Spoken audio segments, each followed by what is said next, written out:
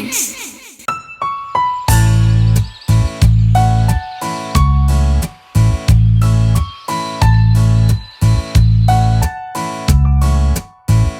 എന്താ മോളെ, മോന് 2 ദിവസമായി വലിയ മിണ്ടാട്ടൊന്നും ഇല്ലല്ലോ.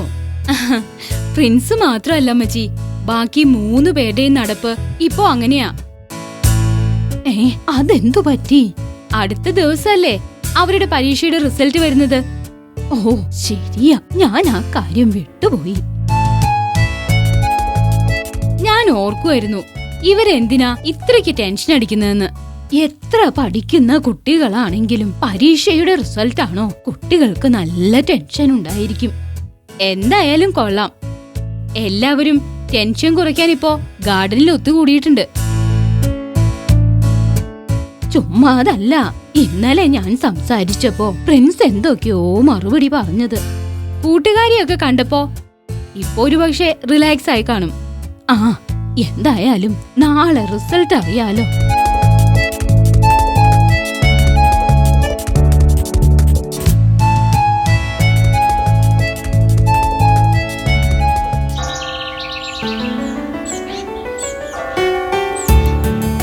അങ്ങനെ ഈ വർഷത്തെ ലൈബ്രറിയുമായി ബന്ധപ്പെട്ട എല്ലാ കാര്യങ്ങളും ഭംഗിയായി അവസാനിച്ചു. അച്ചായനും കൂടെ ഇല്ലായിരുന്നെങ്കിൽ ഞാൻ ബുദ്ധിമുട്ടിയേനെ. നല്ല കാര്യമായി. തോമസ് ഇങ്ങനെ കഷ്ടപ്പെടുമ്പോ എനിക്ക് മാറി നിൽക്കാൻ പറ്റുമോ? അച്ചായനൊക്കെ ഇരുന്ന സമയത്ത് എല്ലാം ഭംഗിയായി വെച്ചിരുന്നത് കൊണ്ട് ഇപ്പോൾ ഞങ്ങൾക്ക് ഇതൊരു ബുദ്ധിമുട്ടായി തോന്നുന്നതേ ഇല്ല. എല്ലാം കർത്താവിന്റെ അനുഗ്രഹം.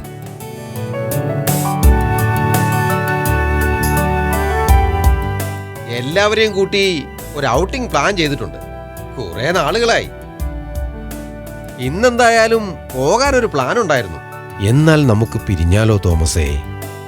എനിക്കും കുറച്ചു പരിപാടികളുണ്ടായിരുന്നു. എന്നാ പിന്നെ അങ്ങനെ ആകട്ടെ ചേ, അടുത്ത ദിവസം കാണാം. ശരി തോമസേ.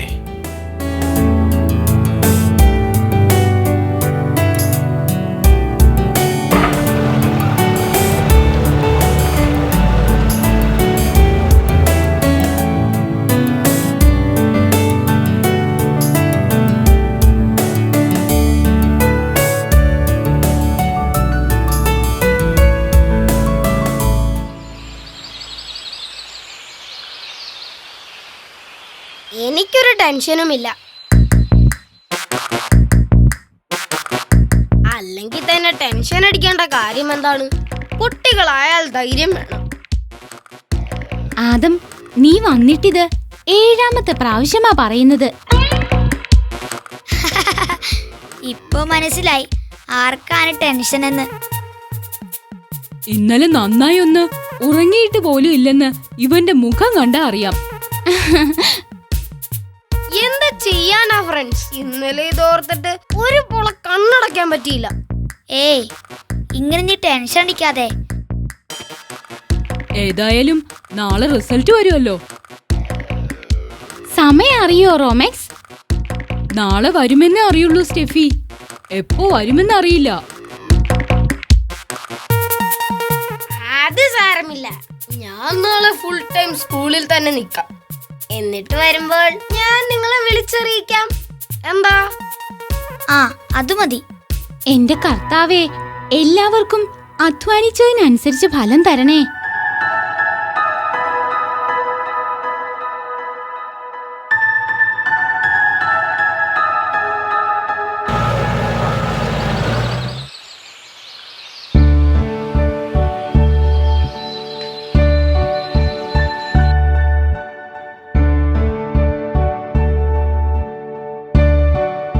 അപ്പച്ചാ, കുടിക്കാൻ എന്തെങ്കിലും എടുക്കണോ? ഓ വേണ്ട മോളെ, ഒരു ചായ കുടിച്ചിട്ടാ തോമസുമായി പിരിഞ്ഞത്. ആഹാ. എന്തിയേ, പ്രിൻസ് മോൻ എവിടെയാ? മോൻ ഗാർഡനിലേക്ക് പോയി. നാളെയല്ലേ അവരുടെ റിസൾട്ട് വരുന്നത്. ശരിയാണല്ലോ, ഞാൻ ആ കാര്യം അങ്ങ് മറന്നു. ഇവിടെ നിന്നിട്ട് ടെൻഷൻ അടിക്കുന്നെന്ന് പറഞ്ഞാ ഗാർഡനിലേക്ക് പോയത്. എല്ലാവരും ഉണ്ടോ അവിടെ? എല്ലാവരുടെയും അവസ്ഥ ഇതാണപ്പച്ചാ. ഇത്ര അടുക്കും ചിട്ടയുമായി പഠിച്ച ഇവർക്ക് ഇത്ര ടെൻഷനാണെങ്കിൽ ബാക്കിയുള്ളവരുടെ അവസ്ഥ എന്തായിരിക്കും? ഏതായാലും നാളെ റിസൾട്ട് വരും. അപ്പോൾ അതോടെ ഈ കാത്തിരിപ്പിനൊരു വിരാമമാകും. അതെ അപ്പച്ച.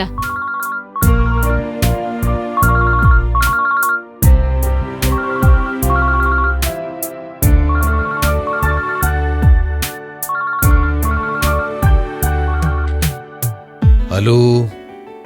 അച്ചായ ഞാനാ.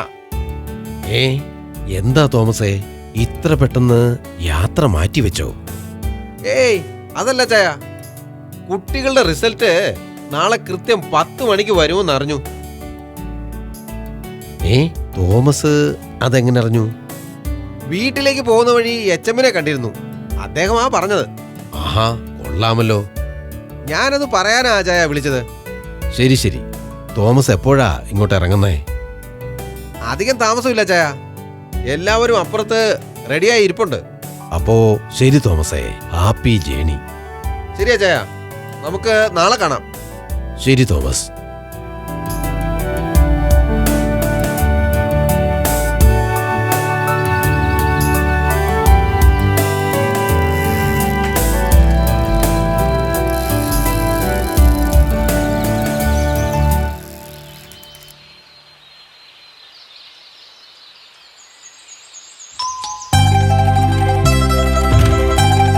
ആഹാ, മോൻ എത്തിയോ? മോനെ ഗ്രാൻഡ്പ തിരക്കിയിരുന്നു. മുറിയിലുണ്ട്, മോൻ പോയിട്ട് വാ. ശരി മമ്മി.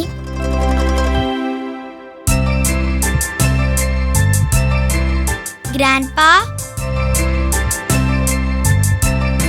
ആ, മോൻ എത്തിയോ? വാ, ഇവിടെ ഇരിക്കേ. ഗ്രാൻഡ്പ എന്നെ വെറുതെ തിരക്കിയതാണോ അതോ? കുറച്ചു മുമ്പ് തോമസ് വിളിച്ചിട്ടുണ്ടായിരുന്നു. നിങ്ങളുടെ റിസൾട്ട് നാളെ രാവിലെ കൃത്യം 10 മണിക്ക് തന്നെ അനൗൺസ് ചെയ്യുമെന്നാ പറഞ്ഞത്. ഹായ്, ആണോ? അല്ല, ഇക്കാര്യം തോമസ് അങ്കിൾ എങ്ങനെ അറിഞ്ഞു? അങ്കിളിനോട് നിങ്ങളുടെ എച്ചമ്മ പറഞ്ഞത്. ഹോ, അങ്ങനെ ഞങ്ങളുടെ ടെൻഷന്റെ ആയുസ് നാളെ രാവിലെ 10 മണി വരെ. അതെ അതെ. ആദം രാവിലെ മുതൽ സ്കൂളിൽ കാണും. അവൻ ബാക്കി കാര്യങ്ങൾ വിളിച്ചു പറയും. ശരി ശരി.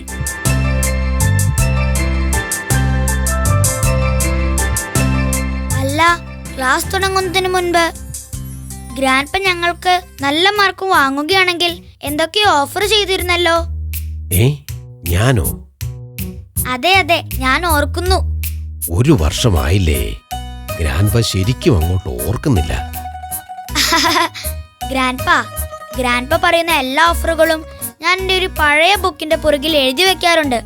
അതുകൊണ്ട് ഞാൻ ഒരിക്കലും മറക്കില്ല. മിടുക്കൻ. ആട്ടെ, എന്തായിരുന്നു ഓഫർ ചെയ്തത്? അത് ഞാൻ മറന്നുപോയി ഗ്രാൻഡ്പ, ഒന്ന് നോക്കണം. ശരി, നോക്കിയിട്ട് മോൻ പറയൂ. എന്നിട്ട് നമുക്കെല്ലാവർക്കും ഒരു ദിവസം അതിനായി മാറ്റിവെക്കാം. ഓക്കെ ഗ്രാൻഡ്പ, ഇതറിഞ്ഞാൽ എല്ലാവർക്കും വലിയ സന്തോഷാവും. എല്ലാം നിങ്ങളുടെ ഇഷ്ടം പോലെ.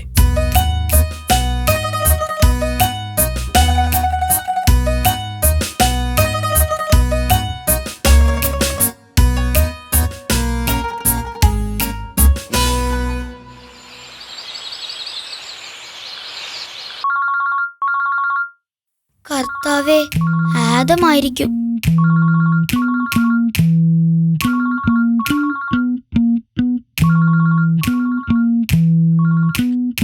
ഹലോ പ്രിൻസേ, ഞാൻ ആഡം. എന്തായി ആദം?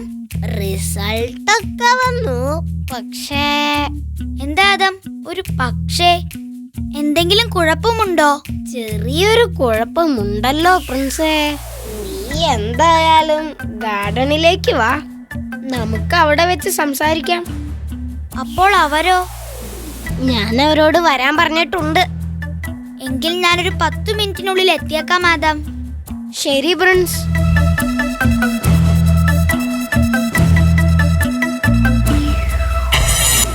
ഗ്രാൻഡ്പ, ഞാനൊന്ന് ഗാർഡൻ വരെ പോയിട്ട് വരാം. ഞങ്ങളുടെ റിസൾട്ടിന് എന്തോ കുഴപ്പമുണ്ടെന്ന് തോന്നുന്നു. ആദം എല്ലാരെയും അങ്ങോട്ടേക്ക് വിളിച്ചിരിക്കുകയാണ്. ആണോ? എങ്കിൽ ഞാനും കുറച്ചു കഴിഞ്ഞ് അവിടേക്ക് എത്തിയേക്കാം.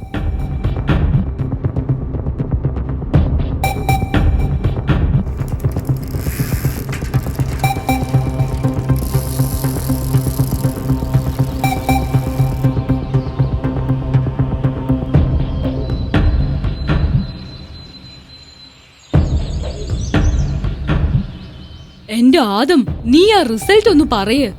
ഇതിലും നല്ലത് നമ്മൾ തന്നെ പോയി നോക്കുന്നതായിരുന്നു. ശരി, പറയാം. പ്രിൻസിന് 2ാം റാങ്ക്. അപ്പോ എനിക്കോ?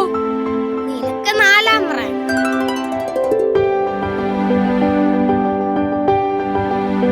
നിനക്കോ ആദം? എനിക്ക് പതിവ് പോലെ തന്നെ. 5ാം റാങ്കോ? അതെ റോമെക്സ്. അപ്പോ എനിക്കോ? സ്റ്റെഫി, നീ ജസ്റ്റ് പാസാ. കർത്താവേ, ജസ്റ്റ് പാസോ? അയ്യോ, അതെങ്ങനെ സംഭവിച്ചു?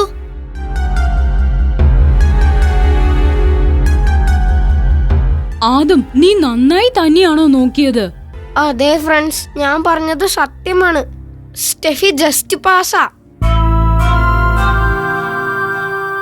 ഹ, നമ്മൾ സ്റ്റെഫിക്ക് 2ാം റാങ്കോ 3ാം റാങ്കോ കിട്ടുമെന്നല്ലേ പ്രതീക്ഷിച്ചത്? വിഷമിക്കാതെ സ്റ്റെഫി, നമുക്ക് ഒന്നുകൂടെ ചെന്ന് റിസൾട്ട് നോക്കാം.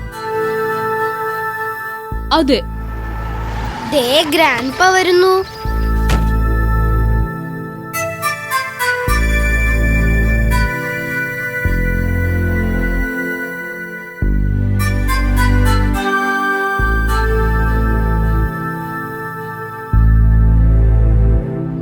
ഓഹോ, അങ്ങനെയാണല്ലേ കാര്യങ്ങൾ. അതെ ഗ്രാൻഡ്പ. സ്റ്റെഫി 3ാം റാങ്ക് പ്രതീക്ഷിച്ചിരിക്കുകയായിരുന്നു ഗ്രാൻഡ്പ.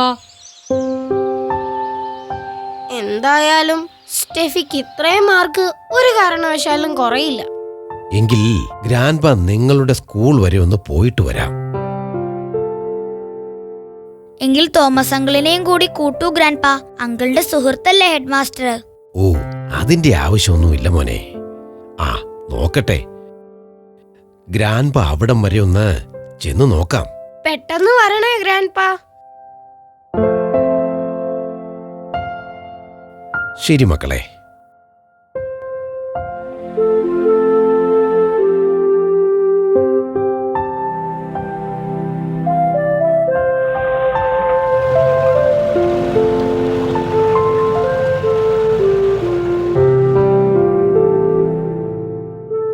ഏതായാലും സ്റ്റെഫി ആശ്വസിക്ക്. ഞാൻ എങ്ങനെ ആശ്വസിക്കും റോമെക്സ്, ഉയർന്ന റാങ്ക് പ്രതീക്ഷിച്ചിട്ട്? സമാധാനിക്ക് സ്റ്റെഫി. ഒരു പക്ഷേ കാൽക്കുലേഷനിൽ എന്തെങ്കിലും പിഴവ് സംഭവിച്ചതാവാം. അതെ, അതാവാനാ സാധ്യത. ഏതായാലും സ്റ്റെഫി തോറ്റില്ലല്ലോ. എന്താ ആദം ഇത്? റാങ്ക് കിട്ടേണ്ട ആൾ ഈ അവസ്ഥയിൽ ഇരിക്കുമ്പോഴാണോ ഇങ്ങനെ സംസാരിക്കുന്നത്? ഞാൻ ഇനി വീട്ടുകാരുടെ മുഖത്ത് എങ്ങനെ നോക്കും? എന്റെ കാര്യങ്ങൾ ഞാൻ ഭംഗിയായി ചെയ്യുമെന്ന വിശ്വാസമുള്ളത് കൊണ്ട് മാത്രമാ എനിക്ക് ഇത്രയും സ്വാതന്ത്ര്യം തന്നത്. പക്ഷെ ഇപ്പോ ഏതായാലും ഗ്രാൻഡ്പ ഒന്നിങ്ങ് വരട്ടെ സ്റ്റെഫി. അതെ, ഗ്രാൻഡ്പ എത്തിയ സത്യാവസ്ഥ അറിയാൻ സാധിക്കും. സ്റ്റെഫി വിഷമിക്കണ്ട. സ്റ്റെഫി ചെയ്ത അധ്വാനത്തിന്റെ കൂലി കർത്താവ് ഒരിക്കലും തരാതിരിക്കില്ല. ദേ ഗ്രാൻഡ്പ എത്തി. കർത്താവേ, കാത്തോണേ.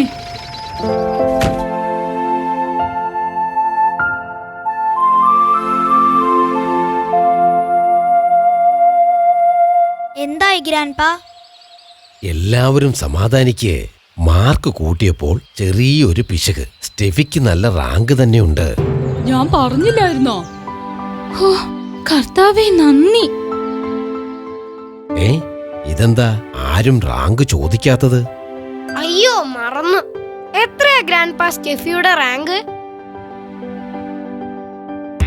ആരുടെ അധ്വാനത്തെയും കർത്താവ് ചെറുതാക്കി കാണില്ല മക്കളെ. സ്റ്റെഫി മോൾക്ക് തന്നെയാണ് ഫസ്റ്റ് റാങ്ക്.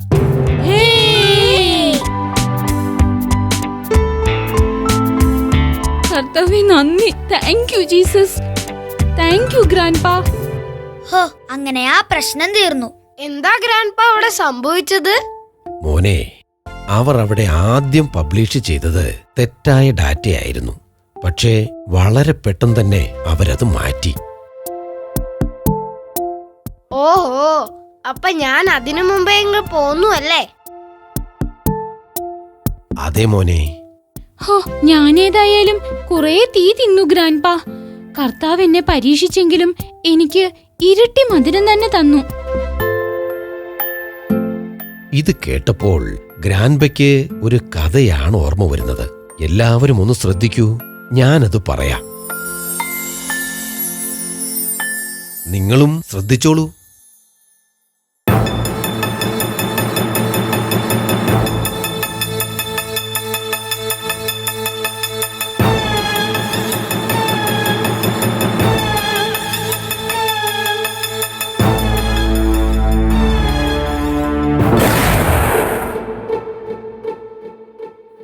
ഉൽപ്പത്തി പുസ്തകത്തിൽ രേഖപ്പെടുത്തിയിരിക്കുന്ന ഒരു സംഭവം.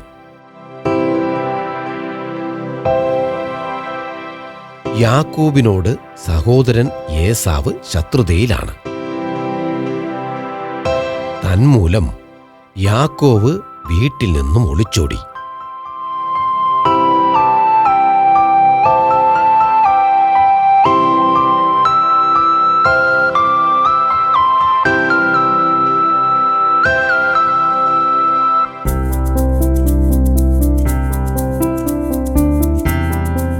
കുറച്ചു നാളുകൾക്ക് ശേഷം യാക്കോബിന് വീട്ടിലേക്ക് തിരികെ വരാനുള്ള ആഗ്രഹമുണ്ടാവുന്നു.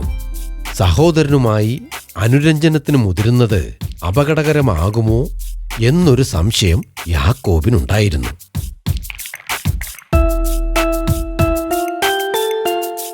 സഹോദരന് സമ്മാനങ്ങളും മറ്റും ദൂതർ മുഖാന്തരം കൊടുത്തയച്ചതിന് ശേഷം അയാൾ മറ്റൊരു താവളത്തിൽ കാത്തിരുന്നു.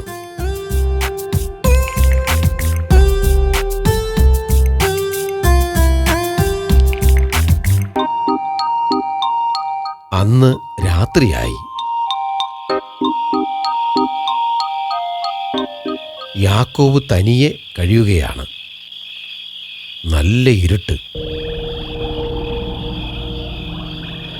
ആരോ ഒരാൾ അവിടെ ആഗതനായി യാക്കോവുമായി മൽപ്പിടുത്തം നടത്തി. കൂരിരുട്ടിൽ ശത്രു ആരാണെന്ന് യാക്കോബിന് മനസ്സിലായില്ല. രണ്ടുപേരും തമ്മിൽ രാത്രി മുഴുവൻ മൽപ്പിടുത്തം നടത്തി.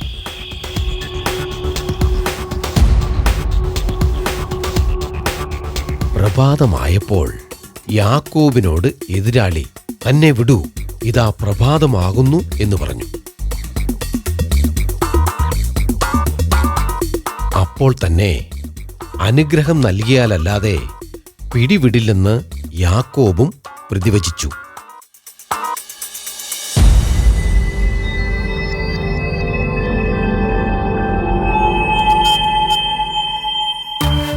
അങ്ങനെ തന്നോട് മൽപ്പിടുത്തം നടത്തിയവനോട് യാക്കോബ് നിർബന്ധപൂർവം അനുഗ്രഹം വാങ്ങി.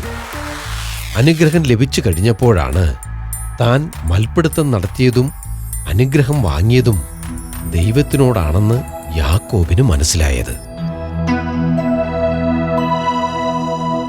യാക്കോബിനെ അനുഗ്രഹിച്ച ശേഷം ദൈവം യാത്രയായി.